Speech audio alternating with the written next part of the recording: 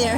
I'm Susan Nash, AAPG, and I'm totally delighted to be here with one of the industry's thought leaders, Peter Duncan, who's the founder of MicroSeismic. So Peter, welcome. Thanks, Susan. It's great to be here and great to see you again. Thank you. We got to stop meeting at all these conventions. I like it. So anyway, I'm so excited because I've known you since the beginning of MicroSeismic, and I'd really like to know a little bit more about what MicroSeismic is, what you guys do. Sure, Susan. So I started my career a long time ago doing active seismic, 3D seismic in the Gulf of Mexico and onshore, finding oil and gas. And in the early 20s, like 2002, 2003, I found myself looking for something that was new and exciting, and I said, oh, passive seismic. It's just seismic without using dynamite, without using vibrators, without using air guns. It's got to be a lot simpler, and maybe there'd be a business to be made there. So I started looking around, and sure enough, I thought there were some things we could do with passive seismic. My timing couldn't have been better, because right about then, the shale gale took off. People were starting to frack these impermeable rocks in the subsurface, and they needed to track where they were fracking these rocks, and the best tool to do that with was microseismic technology, where we put geophones out on the surface of the earth or near the surface or perhaps downhole close to where they were fracking, and we listened to the snap, crackle, pop when the rocks broke, and then we could tell them, map them in time and space where that snap, crackle, pop happened, and that was telling them where they were fracking the rock, whether they were doing a good job, whether it was efficient the way they were pumping on those reservoirs, and we could tell them where they were stimulating, where they were harvesting, where they needed to drill the next well. We told them how to make a better well. And even frac interference, so you could tell them if they were going too far? Well, you know, it didn't start out that way, but that's been an interesting development, because after a while, the engineers became very adept at predicting for given formations how they needed to frack the rock. And in fact, they said, Peter, I don't need your services anymore. I've already got it sussed. I know the recipe. But then what happened is they started to develop their fields, and the distance between wells became smaller and smaller. They started to find that one well was fracking into the next, and it was causing fracture-driven interference, we call it. In some cases, it improved the production. In some cases, it hurt the production.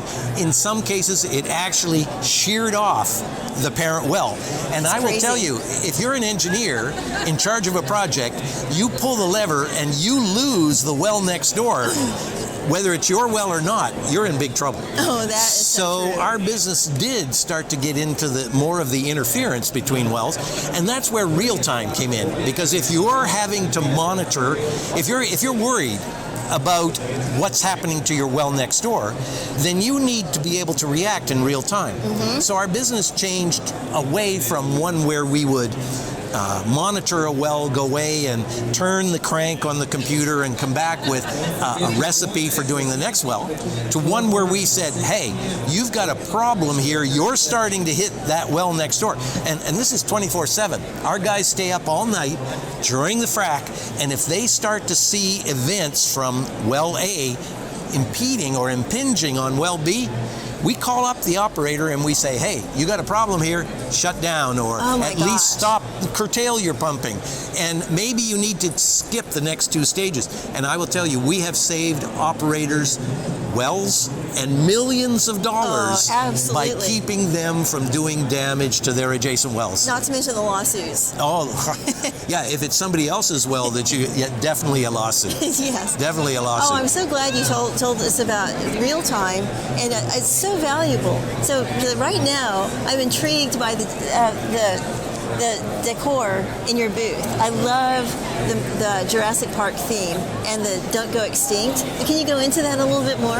Well, I'm dressed this way not because this is the way I dress all the time, but my marvelous marketing department, Monica, Hannah, they came up with this idea of Jurassic Park, about dinosaurs, about not going extinct, about making sure that you are taking care of your business by using the latest technology to resurge your business. And in fact, there's a little bit of a play on themes with our business, because our microseismic monitoring of frac business is coming back. Yes. We're not extinct, but as well, we've developed other businesses that require real-time microseismic monitoring, like carbon sequestration or enhanced geothermal processing, even a geotechnical application of listening for sinkholes so that we can tell somebody before a sinkhole daylights beneath your plant or beneath your street, we can hear that sound and we can tell them that there's something bad going on. We can raise our hand and they can fix it.